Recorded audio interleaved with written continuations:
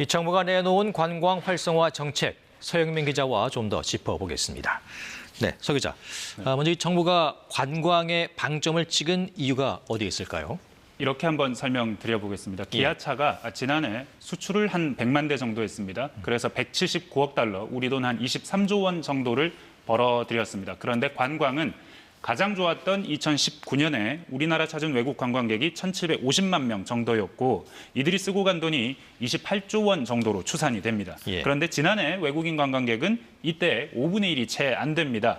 그러니까 4년 전 수준으로 외국인 관광객이 회복만 돼도 기아차의 연간 수출액 수준의 돈을 버금가는 돈을 벌 수가 있는 겁니다. 게다가 관광은 서비스업이거든요. 일자리 창출 효과도 자동차보다는 훨씬 큽니다. 네.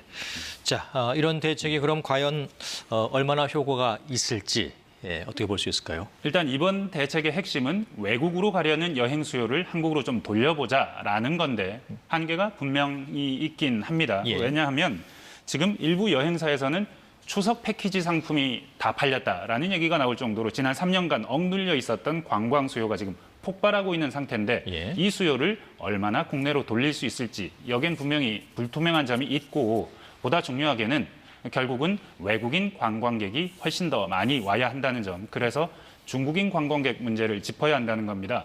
가장 좋을 때 2019년에 중국인 관광객이 전체 한 3분의 1 정도 됐고 이 관광객들은 다른 나라에 비해서 훨씬 씀씀이도 큽니다.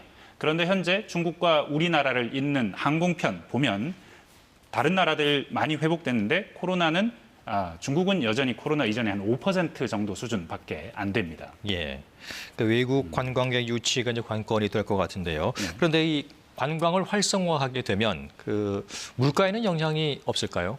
당연히 내수책이니까 좀 물가를 높이는 그런 부작용은 있을 텐데 정부 설명은 관광은 그나마 물가 압력이 좀 낮은 편에 속한다라는 겁니다. 왜냐하면 관광은 아직 회복이 덜 됐기 때문에 수요를 좀 늘린다 손 쳐도 공급의 여력이 충분히 있기 때문에 물가가 그렇게 높아지지 않을 거다라는 측면이 하나 있고 또 이번 대책을 보면 할인 쿠폰 같은 것들이 많기 때문에 이런 건 오히려 물가를 좀 낮추는 효과가 있다라는 설명도 하고 있습니다. 네, 아무튼 정부가 이런 이제 물가 우려를 분명히 이제 알았을 거란 말이에요. 고민도 했겠습니다. 맞습니다. 그게 정부의 고민이고 왜냐하면 수출은 우리가 노력한다고 더 높일 수 있느냐? 그렇지는 않은 것 같습니다. 그리고 고물가, 고금리 때문에 소비자의 지갑은 점점 닫혀가고 있고 앞으로는 고용까지 안 좋아질 거라고 합니다. 그렇다면 걱정은 더해지는데 정부가 쓸 수 있는 정책 여력은 굉장히 제한된 상황이고 이런 상황에서 고용 효과는 꽤 있는데 물가는 좀 많이 안 건드릴 관광이라는 카드를 꺼내든 거거든요.